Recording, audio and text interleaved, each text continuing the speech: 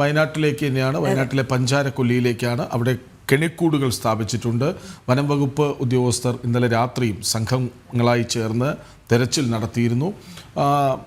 അപ്പോൾ വല്ലാത്തൊരു ആശങ്കയിലാണ് വയനാട് പഞ്ചാരക്കൊല്ലി. അപ്പോഴാണ് നമ്മൾ കേൾക്കുന്നത് ലക്കിടിയിലും കടുവ ഇറങ്ങി എന്ന വാർത്ത. അപ്പോൾ നമ്മൾ ഇന്നലെ വിശദമായി ചർച്ച ചെയ്തതാണ്. ഈ കടുവകൾക്ക് സ്വന്തമായി ടെറിട്ടറി ഉണ്ട്. ആ ടെറിട്ടറിയിൽ ഉൾക്കൊള്ളാൻ പറ്റാത്ത കടുവകൾക്ക് പുറത്തേക്ക് ഇറങ്ങേണ്ടി വരും. ചിലപ്പോൾ ആരോഗ്യ പ്രശ്നങ്ങളുള്ള കടുവകളാകും, മറ്റു കടുവകളുമായി ഫൈറ്റ് ചെയ്ത് ആ ടെറിട്ടറി പിടിച്ചെടുക്കാൻ കെൽപ്പില്ലാത്ത കടുവകളാകും. അങ്ങനെയെങ്കിൽ അങ്ങനെയുള്ള കടുവകൾ ഭക്ഷണം തേടി പുറത്തേക്ക് വരിക സ്വാഭാവികമാണ്. പക്ഷേ ഈ കടുവയെ സൂക്ഷിക്കണം. കാരണം ഈ കടുവ മനുഷ്യൻ്റെ മാംസത്തിൻ്റെ രുചി അറിഞ്ഞു കഴിഞ്ഞു. മനുഷ്യനെ എത്ര എളുപ്പത്തിൽ കീഴടക്കാം എന്ന് മനസ്സിലാക്കി കഴിഞ്ഞു. അതുകൊണ്ട് തന്നെ ആ പരിസരത്ത് എവിടെയെങ്കിലുമൊക്കെ ഉണ്ടാകും ടെറിട്ടറി നഷ്ടപ്പെട്ട കടുവയാണെങ്കിൽ.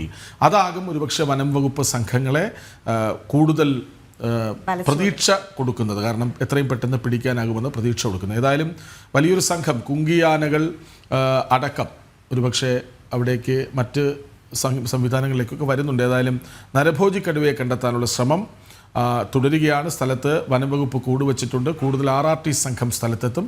കുങ്കിയാനകളുടെ സഹായവും തിരച്ചിലിന് തേടും. കടുവ കൊന്ന രാധയുടെ മൃതദേഹം ഇന്ന് സംസ്കരിക്കും. അതേസമയം ലക്കിടിയിലും കടുവയെ കണ്ടെന്ന വാർത്ത കൂടി പുറത്തു വരുന്നുണ്ട്. അർജുൻ PS ഒപ്പം ചേർന്നു. അർജുൻ, ഇന്നലെ പാതിരാത്രിയും തെരച്ചിലുണ്ടായിരുന്നു എന്നാണ് മനസ്സിലാക്കാനാകുന്നത്. ഇന്ന് പുലർച്ചെ അത് തുടങ്ങിയോ? തെരച്ചിൽ എങ്ങനെ പുരോഗമിക്കുന്നു?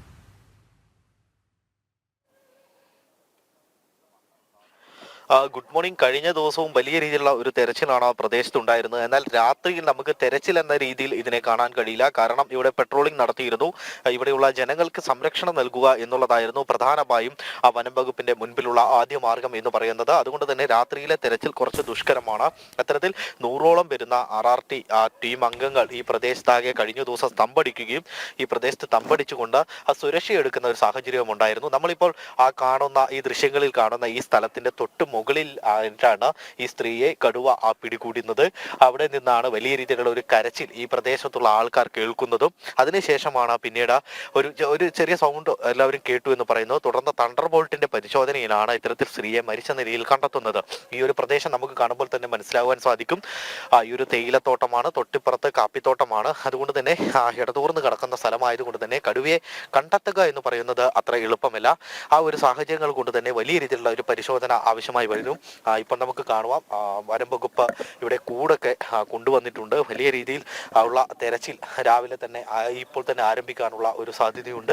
കഴിഞ്ഞ ദിവസം ഒരു കൂട് കൊണ്ടുവന്ന് കടുവ വരാനുള്ള സാധ്യതയുള്ള സ്ഥലത്ത് സ്ഥാപിക്കുന്ന ഒരു സാഹചര്യം ഉണ്ടായിരുന്നു. ഇത് മറ്റൊരു കൂടാണ്. ഈ കൂട് ഇവിടെ കൊണ്ടുവന്ന് വെച്ചിട്ടുണ്ട്. എന്തിനാ തന്നെയും ഇന്ന് രാവിലെ കുങ്കിയാനകളടക്കം ഇവിടെ എത്തി തെരച്ചിൽ നടത്തുമെന്നുള്ളതാണ് നമുക്ക് മനസ്സിലാക്കാൻ സാധിക്കുന്നത്.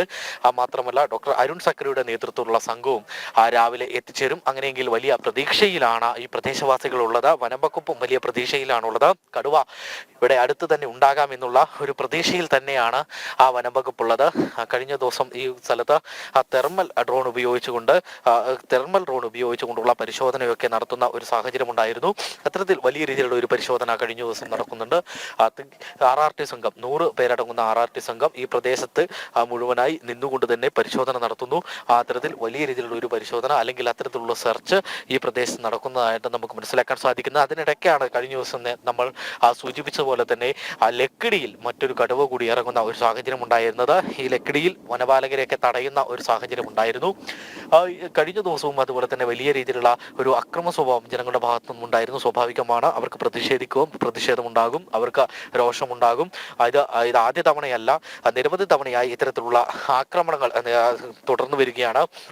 വയനാടിനെ സംബന്ധിച്ചിടത്തോളം 10 വർഷത്തിനിടെ 8 ആക്രമണമാണ്. കടുവയുടെ ആക്രമണത്തിൽ 8 പേരാണ് മരണപ്പെട്ടത്. മാത്രമല്ല ഒരു വർഷത്തിനിടെ ആനയുടെ ആക്രമണത്തിൽ കൊല്ലപ്പെട്ടവരാട്ടെ 5 പേരും. ഇത്തരത്തിൽ വലിയ ഒരു സംഖ്യ തന്നെയാണ്. ഇതാ 10 വർഷത്തിനിടെ 8 പേരാണ് ഈ കടുവ ആക്രമണത്തിൽ കൊല്ലപ്പെട്ടത് എന്ന് പറയുമ്പോഴാണ് അതിൻ്റെ ഒരു ഭീകരത നമുക്ക് എന്താണെന്ന് മനസ്സിലാക്കാൻ സാധിക്കുക. അത്തരത്തിൽ വലിയ രീതിയിലുള്ള ഒരു ആശങ്കയിലാണ് വയനാട്ടിലെ ജനങ്ങൾ ഒന്നാകെ ഉള്ളത്. ഇതിനു മുൻപ് തന്നെ നമ്മൾ കണ്ടതാണ്, വാഗേരിയിൽ ഒരാളെ കടുവ പിടിക്കുന്നു. അതിനു മുൻപ് പുതുശ്ശേരിയിൽ ഒരാളെ കടുവ പിടിക്കുന്നു. ഇത്തരത്തിൽ വലിയ രീതിയിൽ കടുവയുടെ ആക്രമണം തുടർന്ന് വരുന്ന ഒരു സാഹചര്യം. അതേപോലെ തന്നെ ആനയുടെ ആക്രമണം ഈ കൊല്ലം മാത്രം ഒരു വർഷത്തിനിടെ മാത്രം 5 പേരാണ് വയനാട്ടിൽ ആനയുടെ ആക്രമണത്തിൽ മരണപ്പെട്ടിട്ടുള്ളത്. ഈ ഒരു കണക്കുകൾ വലിയ രീതിയിൽ ഞെട്ടിക്കുന്ന കണക്കുകളാണ്. ആ വലിയ രീതിയിലുള്ള ഒരു തെരച്ചിൽ ഈ പ്രദേശത്ത് നടക്കുമ്പോഴും ഈ കണക്കുകളൊക്കെയാണ് ഈ ജനങ്ങളെ ഭയത്തിലാക്കുന്നത്. കഴിഞ്ഞ ദിവസം നമ്മൾ കണ്ടതാണ് വലിയ രീതിയിലുള്ള ഒരു രോക്ഷപ്രകടനമൊക്കെ ജനങ്ങളുടെ ഭാഗത്തു നിന്നുണ്ടായിരുന്നു. അതിലൊക്കെ വനംവകുപ്പ് വനമന്ത്രിയും അതുപോലെ തന്നെ സ്ഥലം മന്ത്രി OR കേളു അടക്കമുള്ളവർ ഇവിടെ സ്ഥലത്തെത്തുകയും തുടർന്ന് നാട്ടുകാരുമായി സംസാരിക്കുകയൊക്കെ ചെയ്തിരുന്നു. അവർ ഉറപ്പ് നൽകി ഇനി ഒരിക്കലും ഇത്തരത്തിലുള്ള ഒരു അപകടം ഉണ്ടാകില്ല, അല്ലെങ്കിൽ ഇത്തരത്തിലുള്ള ഒരു സാഹചര്യം ഉണ്ടാകില്ല എന്ന് ഉറപ്പ് നൽകിയിരുന്നു. കഴിഞ്ഞ തവണയും ഇത്തരത്തിൽ തന്നെയാണ് ഉറപ്പ് നൽകിയിരുന്നത്. ആ ഉറപ്പിന്റെ അടിസ്ഥാനത്തിൽ ജനങ്ങൾ വീണ്ടും ഇപ്പോൾ ശാന്തരായിരിക്കുകയാണ്. പക്ഷേ എത്ര നാൾ ഈ ഉറപ്പ് ഉണ്ടാകും എന്നുള്ളതാണ് നമുക്ക് അറിയേണ്ടത്.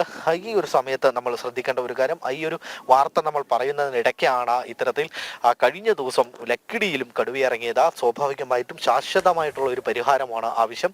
അല്ലാതെ ഓരോ കടുവ ഇറങ്ങുമ്പോഴും അതിനെ പിടികൂടുക, പിന്നീട് അതിനെ വനപ്രദേശത്ത് കൊണ്ട് നിർത്തുക, ഈ ഒരു സാഹചര്യമല്ല വേണ്ടത്. ശാശ്വതമായിട്ടുള്ള ഒരു പരിഹാരമാണ്, കൃത്യമായിട്ടുള്ള ഒരു പരിഹാരമാണ് വേണ്ടത്.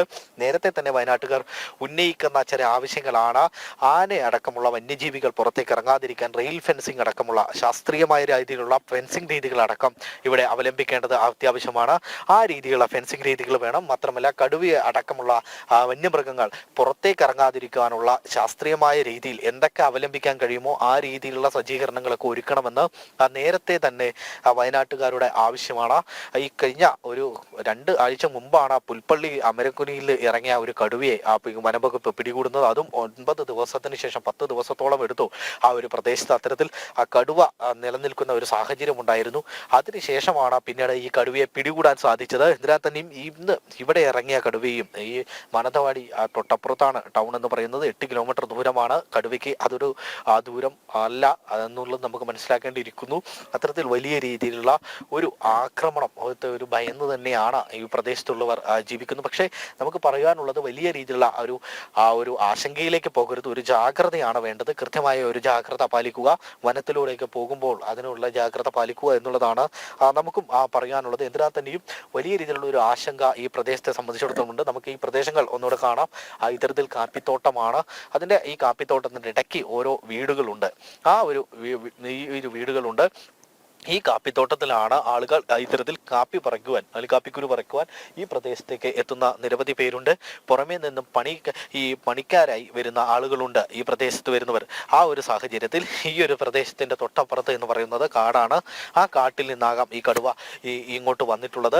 ആ ഒരു സാഹചര്യത്തിൽ വലിയ രീതിയിലുള്ള ഒരു ആക്രമണമൊന്നും ആളുകൾ പ്രതീക്ഷിക്കുന്നില്ല. കാരണം സ്വാഭാവികമായിട്ടും എല്ലാ ദിവസവും അവർ പോകുന്ന സ്ഥലമാണ്, അവർ പണിയെടുക്കുന്ന സ്ഥലമാണ്. അതുകൊണ്ട് തന്നെ അന്നും അതുപോലെ തന്നെ രാധയും കഴിഞ്ഞ ദിവസം അതേപോലെ തന്നെ കാപ്പിക്കുരു പെറുക്കുവാൻ ആദ്യമൊന്ന് ആളുകൾ ഒക്കെ കാപ്പിക്കുരു പറിച്ചു കഴിഞ്ഞിട്ട് ആ കാപ്പിക്കുരു എടുക്കുവാൻ വേണ്ടിയാണ് പിന്നീട് രാധ ഇവിടേക്ക് പോയത്, കാട്ടിനുള്ളിലേക്ക് പോയത്. ആ ഒരു സമയത്താണ് കടുവയുടെ ആക്രമണം ഉണ്ടായത്.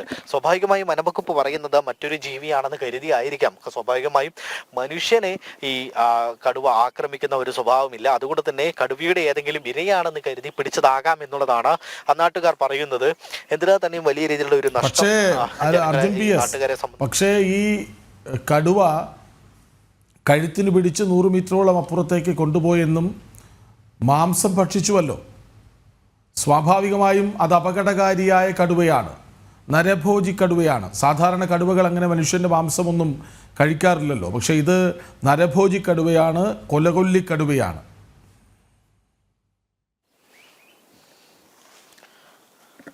തീർച്ചയായും അത്തരത്തിൽ തന്നെയാണ് നരഭോജി കടുവ എന്നുള്ളത് തന്നെയാണ് ഇപ്പോഴും നമ്മൾ പറയുന്നത്. അത്തരത്തിൽ തന്നെയാണ് സ്വാഭാവികമായും ആ ഒരു കടുവയെ പിടികൂടുക എന്നുള്ളതാണ് ജനങ്ങളുടെ പ്രധാനപ്പെട്ട ആവശ്യമെന്ന് പറയുന്നത്. നമ്മൾ ഈ കാണുന്ന സ്ഥലത്തിന്റെ തൊട്ട് മുകളിൽ വെച്ചാണ് ഇത്തരത്തിൽ രാധയെ കടുവ അറ്റാക്ക് ചെയ്യുന്നതും അവരെ കൊല്ലപ്പെടുത്തുന്നു. അത് ആ രീതിയിൽ വലിയ രീതിയിലുള്ള ഒരു അമർഷം ജനങ്ങൾക്കിടയിൽ കഴിഞ്ഞ ദിവസം തന്നെ ഉണ്ടായിരുന്നു. ഈ കടുവയെ വെടിവെച്ച് കൊല്ലണം എന്ന് തന്നെയാണ് കഴിഞ്ഞ ദിവസങ്ങളിലടക്കം ജനങ്ങളടക്കം പറയുന്നത്, വയനാട്ടുകാരടക്കം പറയുന്നത്. പക്ഷേ വനംവകുപ്പ് ഒന്നെങ്കിൽ ജീവനോടെ പിടികൂടുക അല്ലെങ്കിൽ കൊല്ലുക എന്നുള്ള ഒരു മാർഗമാണ് വനംവകുപ്പിന്റെ ഭാഗത്തു നിന്നുള്ളത്. ആദ്യത്തെ പടി എന്നോണം ഇത്തരത്തിൽ കൂടുകൾ സ്ഥാപിച്ചുകൊണ്ട് നേരത്തെ നമ്മളിപ്പോൾ ദൃശ്യങ്ങളിൽ കാണുന്ന പോലെ ഒരു കൂട് ഈ പ്രദേശത്ത് മറ്റൊരു പ്രദേശത്ത് സ്ഥാപിച്ചിട്ടുണ്ട്. ആ ഒരു കൂട് അവിടെ സ്ഥാപിച്ചിട്ടുണ്ട്. ഇത് മറ്റൊരു കൂടാണ്. ഈ കൂടും ഇന്നിവിടെ സ്ഥാപിക്കുമെന്നുള്ളതാണ് നമുക്ക് മനസ്സിലാക്കാൻ സാധിക്കുന്നത്. ഇങ്ങനെ കൂടി വെച്ചുകൊണ്ട് ഇവയെ പിടികൂടി മറ്റൊരു സ്ഥലത്തേക്ക് കൊണ്ടുപോവുക, അല്ലെങ്കിൽ മയക്കുവെടി വെച്ച് കടുവയെ പിടികൂടുക, ഈ രണ്ട് സാഹചര്യമാണ് ഇവിടെയുള്ളത്. അത്തരത്തിൽ അല്ല എങ്കിൽ കടുവയെ വെടിവെച്ച് കൊല്ലുക എന്നുള്ളതാണ് വനംവകുപ്പിന്റെ ഏറ്റവും വലിയ ഒരു ദൗത്യം എന്ന് പറയുന്നത്. ആ രീതിയിലേക്കാണ് വനംവകുപ്പ് ഇനി നീങ്ങുക എന്നുള്ളതാണ് നമുക്ക് മനസ്സിലാക്കാൻ സാധിക്കുന്നത്. ഈ പ്രദേശം നമ്മൾ നേരത്തെ പറഞ്ഞതുപോലെ തന്നെ ഈ കാപ്പിത്തോട്ടങ്ങളെ ചുറ്റപ്പെട്ട് കിടക്കുന്നതുകൊണ്ട് തന്നെ, അല്ലെങ്കിൽ തൊട്ടപ്പുറത്ത് തേയിലത്തോട്ടങ്ങൾ ഉള്ളതുകൊണ്ട് തന്നെ ഇവിടെയൊക്കെ കടുവ പതുങ്ങിയിരിക്കാനുള്ള ഒരു സാധ്യതയുണ്ട്. അങ്ങനെയെങ്കിൽ കടുവയെ കണ്ടെത്തുക എന്ന് പറയുന്നത് വലിയ ഒരു ശ്രമകരമായിട്ടുള്ള ഒരു കാര്യമായിരിക്കും.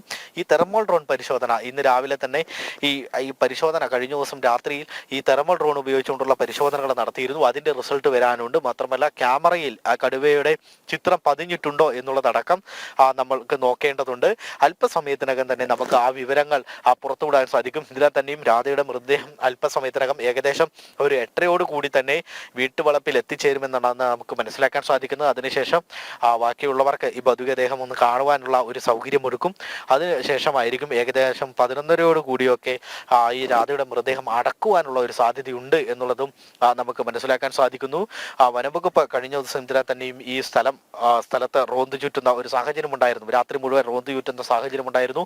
ഈ പ്രദേശത്തെ ജനങ്ങൾക്ക് സംരക്ഷണം നൽകുക എന്നുള്ളതാണ് പ്രധാനപ്പെട്ട വനംവകുപ്പിന്റെ പ്രധാനപ്പെട്ട ഉദ്ദേശമായി കഴിഞ്ഞ ദിവസം പറഞ്ഞു. ഇതിനാൽ തന്നെയും സ്വാഭാവികമായും നമ്മൾ ഇപ്പോഴും പറയുന്നത് ഒരു കടുവ ഇറങ്ങി അതിനെ പിടിക്കുക, അല്ലെങ്കിൽ അതിനെ മറ്റൊരു കൂട്ടിലേക്ക് മാറ്റുക, അല്ലെങ്കിൽ മറ്റൊരു സ്ഥലത്തേക്ക് മാറ്റുക എന്നുള്ളതല്ല. ആ കടുവ ഇറങ്ങുന്നതിന് മുൻപ് തന്നെ എന്തൊക്കെ പ്രിക്കോഷൻസ്, അല്ലെങ്കിൽ എങ്ങനെ ഈ കടുവ ഈ ജനവാസ മേഖലകളിലേക്ക് ഇറങ്ങാതിരിക്കാൻ സാധിക്കും എന്നുള്ളതാണ് ആദ്യമായി നോക്കേണ്ടത്. നേരത്തെ നമ്മൾ പറഞ്ഞ കണക്ക് തന്നെ നോക്കുക. 10 വർഷത്തിനിടെ 8 ജീവനുകളാണ് ഈ വയനാട്ടിൽ പൊലിഞ്ഞിട്ടുള്ളത്. അത്തരത്തിൽ ഈ ജീവനുകൾ ഓരോന്ന് പൊലിയുമ്പോഴും എന്തുകൊണ്ടാണ് സർക്കാർ കൃത്യമായിട്ടുള്ള ഒരു മാർഗനിർദ്ദേശം നൽകാത്തത്, അല്ലെങ്കിൽ എന്തുകൊണ്ടാണ് ശാസ്ത്രീയമായ രീതിയിൽ ഈ കടുവ പുറത്തേക്ക് ഇറങ്ങുവാൻ കഴിയാത്ത വിധം ആ ഒരു സജ്ജീകരണം ഒരുക്കാത്തത് എന്നുള്ള ചോദ്യമടക്കം ചോദിക്കുന്ന ഈ സാഹചര്യം ഉണ്ടാകുന്നത്. ശരി അർജുൻ, അപ്പോൾ ഈ ലക്കിടിയിൽ കടുവയെ കണ്ടുവന്ന വാർത്ത വരുന്നു. അപ്പോൾ നാട്ടുകാരുടെ ആശങ്ക, അതായത് പ്രദേശവാസികളുടെ ആശങ്ക, ലക്കിടി കുറച്ച് അകലെയാണെങ്കിലും ഓരോ ദിവസം കഴിയും തോറും വയനാടുകാരുടെ ആശങ്ക അത്രമേൽ കൂടി വരികയാണ് എന്നല്ലേ മനസ്സിലാക്കേണ്ടത്? തീർച്ചയായും അത്തരത്തിൽ തന്നെയാണ്. കഴിഞ്ഞ ദിവസമാണ് ഇത്തരത്തിൽ കഴിഞ്ഞ ദിവസം രാത്രിയാണ് ലക്കിടിയിൽ ഇത്തരത്തിൽ ഒരു കടുവയെ കണ്ടത്. അതിനുശേഷം RRT സംഘം, അവിടെ ഒരു സംഘം RRT ടീം അവിടെ എത്തുകയും അവിടെ പരിശോധന നടത്തുകയും ചെയ്തിരുന്നു. പക്ഷെ അവിടെ എത്തിയ RRT സംഘത്തെ ജനങ്ങൾ തടയുന്ന ഒരു സാഹചര്യമുണ്ട്. അതാണ് നമ്മൾ പറയുന്നത്. ഓരോ ദിവസവും ഇവിടെ കടുവ ഇറങ്ങുന്നു. എപ്പോഴും ഒരേപോലെ ഈ നാട്ടുകാർ ഉണ്ടാകണമെന്നില്ല. പിന്നീട് ചിലപ്പോഴൊക്കെ നാട്ടുകാർ ഇത്തരത്തിൽ വലിയ രീതിയിൽ പ്രതിഷേധം അറിയിക്കാനുള്ള ഒരു സാധ്യതയുണ്ട്. കാരണം ഇത്തരത്തിൽ നിരന്തരം ഉണ്ടായിക്കൊണ്ടിരിക്കുന്ന വന്യജീവി ശല്യം, വന്യജീവികളുടെ ആക്രമണം, ജനങ്ങളുടെ ജീവനുകൾ നഷ്ടപ്പെടുന്നു, കാർഷിക മേഖല നശിക്കുന്നു.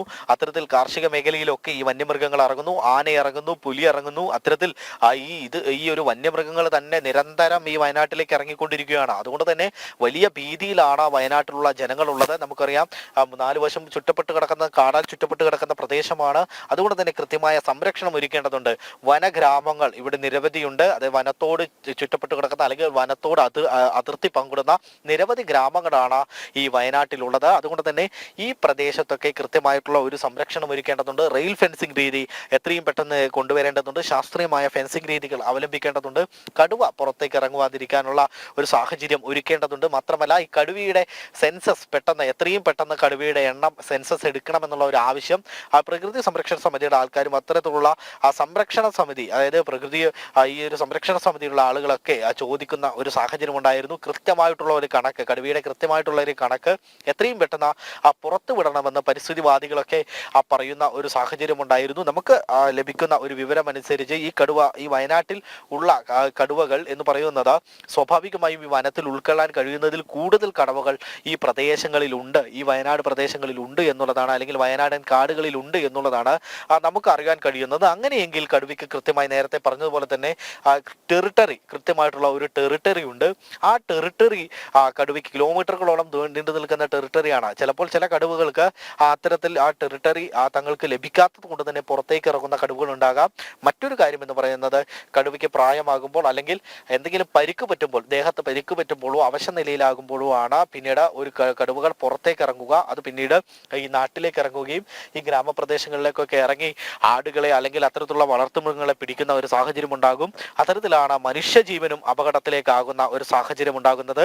ഇതിനാൽ തന്നെയും അല്പസമയത്തിനകം തന്നെ ഡോക്ടർ അരുൺ സക്രയുടെ നേതൃത്വത്തിലുള്ള സംഘം ഇവിടെ എത്തിച്ചേരുമെന്നാണ് നമുക്ക് മനസ്സിലാക്കാൻ സാധിക്കുന്നത്. മാത്രമല്ല കുങ്കി ആനകളും ഇവിടെ എത്തും. കോന്നി സുരേന്ദ്രനും ഭരത്തുമായിരിക്കും മിക്കവാറും ഇവിടെ എത്തുക എന്നുള്ളതാണ് നമുക്ക് അറിയാൻ കഴിയുന്നത്. ഒരുപാട് റെസ്ക്യൂ പ്രവർത്തനങ്ങൾ ചെയ്തിട്ടുള്ള ആനകളാണ്, അല്ലെങ്കിൽ അത്തരത്തിലുള്ള വനംവകുപ്പിനെ സഹായിച്ചിട്ടുള്ള ആനകളാണ് ഇവിടെയുള്ളത്. മാത്രമല്ല ഡോക്ടർ അരുൺ സക്കറിയുടെ നേതൃത്വത്തിലുള്ള ഒരു സംഘം അല്പസമയത്തിനകം എത്തും. ആ ഒരു സാഹചര്യത്തിലാണ് വലിയ രീതിയിലുള്ള ഒരു പ്രതീക്ഷ ജനങ്ങൾക്കുള്ളത്, വനംവകുപ്പിനുള്ളത്. അതിനാൽ തന്നെ വനംവകുപ്പ് അല്പസമയത്തിനകം തന്നെ ഈ പ്രദേശത്ത് എത്തിച്ചേരുമെന്നാണ് നമുക്ക് മനസ്സിലാക്കാൻ സാധിക്കുന്നത്. ഈ ഒരു പ്രദേശത്ത് ചില സ്ഥലങ്ങളിലൊക്കെ വനംവകുപ്പ് ഇപ്പോഴും നിലയുറപ്പിച്ചിട്ടുണ്ട്. കഴിഞ്ഞ ദിവസം മുതൽ ഈ വനപാലകർ ഈ പ്രദേശം മുഴുവൻ അരിച്ചു പെറുക്കുകയാണ് കടുവയെ കണ്ടുകിട്ടാൻ. ഓരോ സ്ഥലത്തും ക്യാമറകൾ സ്ഥാപിച്ചിട്ടുണ്ട്. ആ ക്യാമറകളിൽ ഇന്ന് എന്തെങ്കിലും പതിച്ചിട്ടുണ്ടോ എന്നുള്ളത് വേണം നമുക്ക് മനസ്സിലാക്കാൻ. മാത്രമല്ല തെർമൽ ഡ്രോൺ ഉപയോഗിച്ചുകൊണ്ടുള്ള പരിശോധനയും ഇവിടെ നടന്നിരുന്നു. ആ തെർമൽ ഡ്രോൺ ഉപയോഗിച്ചുകൊണ്ടുള്ള പരിശോധന എവിടെ വരെ എത്തി എന്നുള്ളത് കൂടി നമുക്ക് അറിയേണ്ടതുണ്ട്. നമ്മൾ രാവിലെ തന്നെ ചില ഫോറസ്റ്റ് ഉദ്യോഗസ്ഥരെ ബന്ധപ്പെടാൻ ശ്രമിച്ചിരുന്നു. അത് അവരെ ബന്ധപ്പെട്ടപ്പോൾ അവർ പറഞ്ഞിരുന്നത് ഈ ക്യാമറകൾ പരിശോധിക്കേണ്ടിയിരിക്കുന്നു. അതിനുശേഷമായിരിക്കും കടുവയുടെ സാന്നിധ്യം ഏത് തരത്തിലുണ്ട്, എവിടെയൊക്കെ ഉണ്ട് എന്നുള്ളതൊക്കെ മനസ്സിലാക്കുവാൻ സാധിക്കുക. ഇത്തരത്തിൽ ഈ ഒരു കാപ്പിത്തോട്ടം നിറഞ്ഞ സ്ഥലമായതുകൊണ്ടൊക്കെ തന്നെ ഏത് സ്ഥലത്താണ് കടുവ ഉണ്ടാവുക എന്നുള്ളത് കൃത്യമായി ലൊക്കേറ്റ് ചെയ്യുക ബുദ്ധിമുട്ടാണ്, അല്ലെങ്കിൽ അത്തരത്തിൽ തെരച്ചിൽ നടത്തുക ദുഷ്കരമാണ്. അതുകൊണ്ട് തന്നെ വലിയ രീതിയിൽ ഈ ഡ്രോണുകൾ ഉപയോഗിച്ചുകൊണ്ടുള്ള ഒരു തെരച്ചിലായിരിക്കും കൂടുതലായി ഈ പ്രദേശങ്ങളിൽ നടക്കുക. മാത്രമല്ല ഈ പ്രദേശങ്ങളിൽ ക്യാമറകൾ, ഓരോ പ്രദേശത്തും ക്യാമറകൾ സ്ഥാപിച്ചിട്ടുണ്ട്. ആ ക്യാമറകളിൽ ഈ കടുവയുടെ സാന്നിധ്യമുണ്ടോ എന്നുള്ളത് കൂടി ഇന്ന് നമുക്ക് അറിയേണ്ടിയിരിക്കുന്നു. അത്തരത്തിൽ ആ ഒരു സമയത്ത് തന്നെയാണ് കഴിഞ്ഞ ദിവസം ഇത്തരത്തിൽ ലക്കിടിയിലും ഒരു കടുവ ഇറങ്ങി എന്ന് പറയുന്ന ഒരു സാഹചര്യം ഉണ്ടായിരുന്നത്. സ്വാഭാവികമായും അർജുൻ, ഇന്ന് കഴിഞ്ഞ ദിവസം കടുവയുടെ ആക്രമണത്തിൽ കൊല്ലപ്പെട്ട രാധയുടെ മൃതദേഹം സംസ്കരിക്കുന്ന ദിവസമാണ്. മറുവശത്ത് വനം വകുപ്പ് സർവ്വസജ്ജങ്ങളുമായി അവിടേക്കെത്തി. ഡോക്ടർ അരുൺ സക്കറിയുടെ സാന്നിധ്യം ഏറെ നിർണായകമാണ്. വലിയ പ്രതീക്ഷയിലാണോ നാട്ടുകാർ? ഇന്നൊരു ദിവസം എത്ര കണ്ട് നിർണായകം?